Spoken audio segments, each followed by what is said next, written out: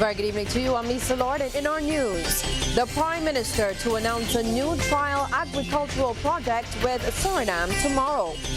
More than 60 people take the oath to become Barbadian citizens. Developers of the proposed Hayat on Bay Street faced tough questions at a meeting last night. And in sports, Barbados through to the CONCACAF Nations League B. Broadcasting from our studios in the Pine St. Michael, this is CBC Newsnight, starting now.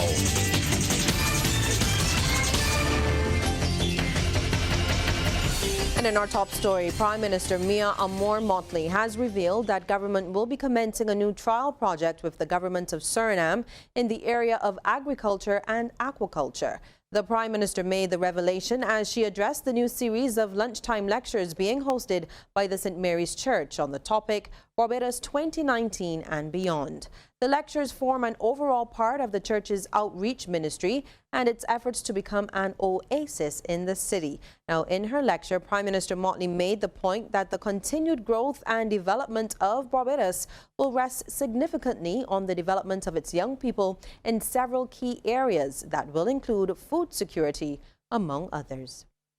They are looking initially for 25 farmers, 15 in vegetable production, and 10 interested in aquaculture, where we will allow them to go there and use the land, and between the governments of Suriname and Barbados to start the trial project as to whether we can use Suriname as a basis for food production in order to secure an independent Barbados beyond 2019.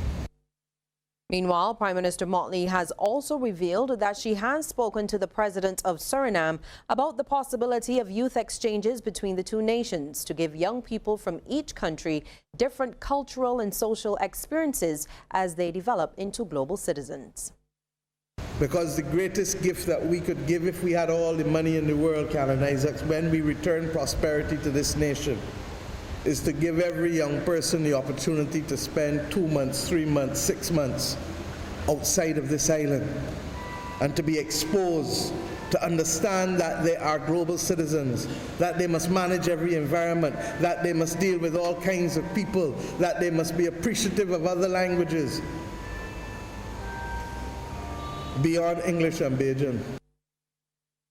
Well, following unprecedented power outages over the past 2 days, government has vowed that no efforts will be spared in ensuring the situation does not recur. Prime Minister Motley made the comments following a meeting with the top brass of the Barbados Light and Power Company Limited and other officials last evening. The Barbados Light and Power says full service has been restored after extended blackouts earlier this week. And Prime Minister Mia Amor Motley says priority number 1 is to ensure it does not happen again. She was speaking after a meeting with officials from the BLNP and other stakeholders. Our immediate interest is to stabilize the situation in this country as we move into independence, as we move into Christmas, as we move into 2020, as we move into hosting major events next year. And this country has worked too hard. You have given up too much as Bajans for us now to be impaired in this manner. And I think we are all agreed, therefore, that we will work beyond the call of duty. The outages have been linked to a fuel contamination issue. BLNP Managing Director Roger Blackman says they will be working with the Barbados National Oil Company Limited on solutions. We have agreed to some actions with the NOCL. In fact, we'll be starting tonight working on some of those solutions. And we will also be looking at bringing in expertise to help us both from the standpoint of being able to effect repairs as pumps go down or equipment is affected, to have sufficient resources and expertise supplementing what we have to be able to effect those repairs as quickly as possible. Chief Executive Officer of the BNOCL, James Brown, explained that certain compounds in the fuel were to blame. We have addressed the matter with our suppliers to ensure that no longer we will be importing these in our fuels. We have 2 suppliers. We've addressed the issue with both of them. So from now on, or from early as last week, we shouldn't be those streams should not be a concern to utility power. The power outages also affected water supply across the island. Prime Minister Motley also touched on some of the challenges the Barbados Water Authority has been facing and how they will be mitigated. In today's world, where we have the ability to have renewable energy and batteries, with the cost of battery supplies going down, that we should have independent power supply for the water stations. In the same way that we have given the commitment to the people of the North that we are going to resolve their issue by putting in additional pumping capacity at Vineyard, a new reservoir at Stuart Hill, and running pipes down the East Coast so as to ensure that the lower level elevations have a dedicated supply. Because the bad news is that the country has been paying for the last 3 years for water at groves that it is not using. A subcommittee of public officials has been formed and will have continuous dialogue with the BLMP as they work to fully resolve the issue. Lorna Jones, CBC News. And that full media briefing with the Prime Minister and officials of the BLMP will be shown again immediately after the news at 8 o'clock. Well, Barbados is moving to expand the categories for which people are entitled to citizenship and permanent residence. Minister of Home Affairs Edmund Hinkson, whose portfolio includes the Immigration Department, says a new immigration bill will be presented to Cabinet next year for approval.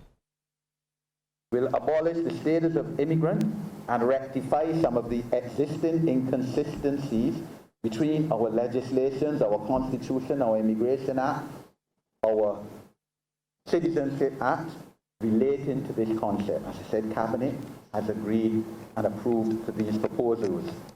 So therefore, we will expand citizenship down to grandparents and great-grandparents, or grandchildren and great-grandchildren. Minister Hinkson also revealed that the time frame in which persons married to Barbadians are entitled to citizenship is being reduced. From 3 years to 2 years.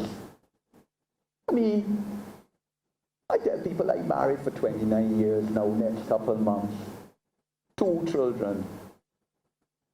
I feel that after 2 years, a state in a small country such as Barbados can tell whether a marriage is a sham, whether 2 people got married for convenience, for the person, the non-Barbadian, to get citizenship, to live here, or whether it's genuine. Well, in related news, as Barbados prepares to celebrate 53 years as an independent nation, the country has welcomed its newest citizens. Some 64 people have proudly taken the oath of citizenship, the final step in becoming Barbadian citizens. Kish Morrison's Youth was on hand at the Horatio Cook Auditorium for the ceremony and filed this report. I pledge allegiance to my country, Barbados,